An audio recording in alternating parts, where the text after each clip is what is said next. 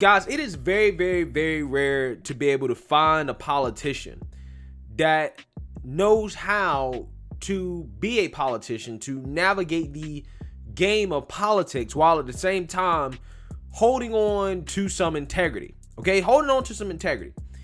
And Ron DeSantis is one of those guys that has shown me time and time again that he knows how to navigate the political game, but at the same time, he does have some ethics and some integrity. And in this situation right here, the political pendulum that I talk about all the time, guys, it swung the other way on DeSantis. It did. Okay, because he signed this anti-riot law, which is how the left frames it, right? The bill that Ron DeSantis signed to try to disincentivize people from blocking traffic, right? Doing protests, right? Or being violent towards police officers, right? He basically tried to empower law enforcement to deal with these situations when they happen. Okay. Now, that was in response to the BLM protests last year. But little did he know, there'll be protests from the Cuban people months later after he signs his law that would test his integrity as a governor. Okay. And I'm not gonna lie to you guys, when this first happened, when I first started to see this unfold, I kind of was worried because the mainstream media tried to paint this as, well, he's not enforcing the law equally. He's not enforcing the law against these Cuban protesters when he did this in response to BLM protesters, right? Where he was so stern about the effects of this law. However, when I actually really looked into the situation and Ron DeSantis actually came out and talked about the situation, it became very, very, very clear to me that this guy really is standing on his integrity and he's being consistent here in the face of a situation that is not necessarily good for him politically. Now, I want you guys to take a listen at how the mainstream liberal media is framing this apparent hypocrisy from Ron DeSantis on the issue of BLM protests versus Cuban protests. Take a look. As long as people have been protesting in the United States and indeed around the world, they have been marching in the streets. Literally. That's where the phrase comes from, taking to the streets. It's not taking to the sidewalks. And that means sometimes blocking traffic. I mean, that was true of a lot of Black Lives Matter protests after the murder of George Floyd last summer. People took to the streets, sometimes even closing down highways. And we saw this very disturbing trend of people driving cars through protests in those streets. Protesters getting injured as a result. And then, to literally add insult to injury, Republicans in certain states started protecting the drivers who used their cars as weapons. One of those states was Florida, where Governor Ron DeSantis signed a bill granting civil immunity to those drivers and making it a felony for protesters to block a highway. Well, guess what? We got one of the first trials of this law yesterday. Ron DeSantis and his crew, they're going to get tough because they have no tolerance for this kind of thing. Look at this. Protesters yesterday having the audacity to close down a Florida highway, marching right down the middle of the street. Florida law enforcement came in, threw the book at them, right? Well, no, of course not. Those protesters were protesting the communist regime in Cuba in solidarity with street protests happening there, which, by the way, I'm sure are also blocking traffic, and which Republicans like Marco Rubio, Tom Cotton, Ron DeSantis all love because they hate the Cuban regime. Those protests in Cuba have erupted as pharmaceutical prices have spiked. Drug access has been difficult during the COVID pandemic.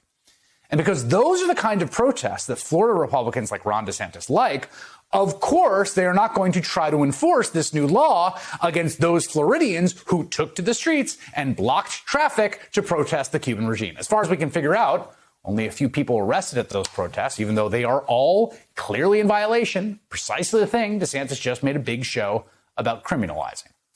Because none of this was actually about some kind of principle. It has to do with who is doing the protesting. That's what the law that DeSantis passed in the wake of the BLM protests has always been about. It's not about some generally applicable principle. It's about the ultimate Trump fantasy, using the system to put the screws to your political enemies. MSNBC is basically running with the narrative that Ron DeSantis is being soft on these protests because it's protests that essentially that he agrees with. Okay, and also Cuban voters tend to vote more Republican. So he's not really doing anything about it.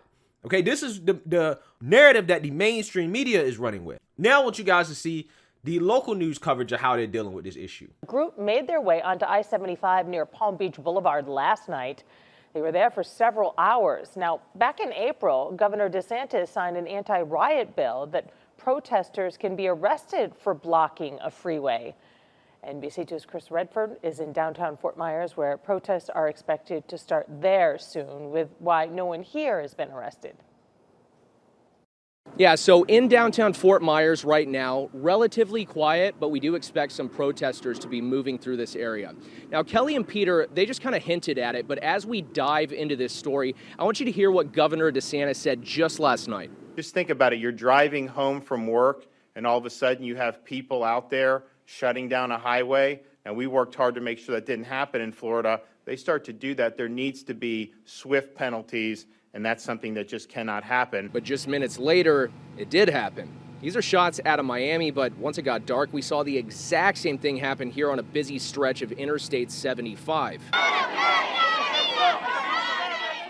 And according to Florida Highway Patrol, no arrests. The governor's been an advocate for protesters in Cuba, and voting records show many Cuban Americans here in Florida did vote for him, leading some to question whether law enforcement and lawmakers are going soft on these demonstrations because of politics. Do you think there's sufficient evidence to show that based on what you've seen? No. And what I see is that the police are acting from a practical, realistic perspective. Are these people doing something wrong? Yes.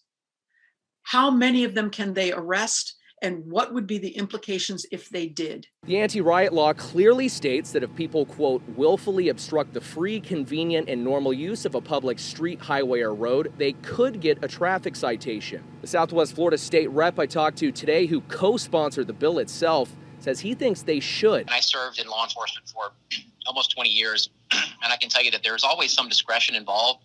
But there's no gray area here in this, Chris. I mean, absolutely. What I'm seeing and the blockages on the interstate highway system down there, that absolutely is grounds to go out and arrest and prosecute folks. I mean, you simply cannot have or cannot allow people to block major transportation routes, to obstruct tax-paying citizens from going to work or from stopping our elderly or our ill or infirm from getting ambulance transportation to hospitals in case of an emergency. So as of right now, we haven't seen any arrests, even any citations at these series of protests in our area. But as our coverage continues tonight, that is definitely something we'll be keeping a close eye on. For now, I'm in downtown Fort Myers. Chris Redfern, NBC2. So, all right, guys. So as you saw there, Ron DeSantis, right, he came out and gave a press conference after two men were arrested, two Cubans were arrested under this law for obstruction, okay, and for attacking law enforcement, right? He came out and said it was the right thing to do and that you cannot be blocking traffic. He is directly talking to the Cuban protesters and telling them, you can't block traffic. We support your right to peacefully protest. We agree with what you're doing, but you can't be violent and you cannot be blocking traffic. He came out here and he said that, okay? You also saw another Republican lawmaker come out who was a former law enforcement officer and say, hey, you know, these people should be arrested. They should be arrested. Okay, and they're definitely breaking the law and there should be arrests made. Again, this guy is a current Florida House representative. Okay, this is a Republican. So the Republicans are actually being consistent here despite the mainstream media narrative in which they're trying to say there's some type of bias. And like that lady said in the last clip, that's the stance I tend to take. It's not Ron DeSantis' job to enforce the law. It's up to the discretion of those law enforcement officers. It's up to their discretion. If these protesters are getting violent and they're attacking police officers, obviously, as you can see here, they're going to be arrested. Now, also, if you look up some of these protests, law enforcement officers have escorted and asked these Cuban protesters to get out of the highways. Okay, now some have escorted the Cuban protesters down highways and things like that. But that also happened last year during the BLM protests as well. Because Ron DeSantis did not just make it illegal to block traffic. It's always been illegal in Florida. And BLM got away with doing that all last year, and there were not that many arrests. The biggest event in terms of arrests of BLM protesters happened in, I think, Tallahassee, Florida. I think there was like 15 arrests. Other than that, I couldn't really find any major BLM events in which BLM protesters were getting arrested left and right. Couldn't find it. But I could find plenty of BLM protests going on in Florida in which nobody was arrested, in which they were allowed to block highways and police did not go after them. So this narrative that the left is pushing here to try to act like, well, Ron DeSantis is applying this law differently because Cubans agree with him politically or because of racism. Oh, because they're not black. Well, first of all, there are plenty of black Cubans, right? There are plenty of black Cubans, first of all. And second of all, like I said, Cubans have been arrested. And at the end of the day, it's not up to Ron DeSantis. It's up to the discretion of law enforcement. As you can see here, if you get violent with law enforcement, which a lot of BLM protests were, they were directly confrontational with law enforcement. The Cuban people's protest is not with law enforcement. They're protesting the communist government of Cuba. Those are two different things. When you're directly confrontational with law enforcement, naturally, you're going to see more arrests. Naturally, you're going to see more confrontation. See, but in order to recognize that, that requires nuance. It's not easy to be nuanced. But it's easy to go out here and to try to frame Ron DeSantis as some type of racist because, oh, well, you know, he only doesn't like protests if it comes from black people. When these two protests are fundamentally different. Okay? And again, BLM was allowed to protest peacefully all they wanted in Florida, as long as they weren't blocking traffic or being violent with police officers. They protested all they wanted. Ron DeSantis had nothing to say about that. He actually said, okay, yeah, that's fine. You can do that. And personally, in my opinion, I don't have a problem with BLM protests as long as, again, they're being peaceful and they're not blocking traffic. I'm cool with it. You can do whatever you want. I might not agree with the reasoning behind it. I think it you know, unlike the Cuban protests, they're actually pushing for Marxism and communism. But the Cubans, I do agree with their protests and what they're doing because they're against that, right? And again, there are black Cubans. So it's not even a skin color thing as much as it is, there's a fundamental difference between what the two are protesting and how they go about it.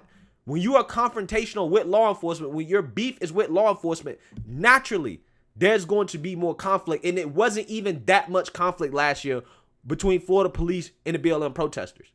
That's not what happened. Okay? Despite the media narrative. They're trying to run with saying that, well, they're not arresting any Cubans. Look at this. This is Ron DeSantis playing political games. But like I told you guys, the fact that Ron DeSantis even came out here and said that, because he was in a sticky position politically here. The fact that he even came out and addressed it and said, no, this is wrong. You can't do it. And if you do it, you have to be punished. He's talking directly to the Cuban people. These are people that vote for him. The fact that he's doing that in the face of running for re-election next year tells me that the man has some integrity, that the man stands on principles.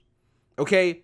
And not a lot of politicians do that, because for him, he could have just said nothing about it, right? Or he could have just been like, well, I support their protest and that's it. He could have not commented on it.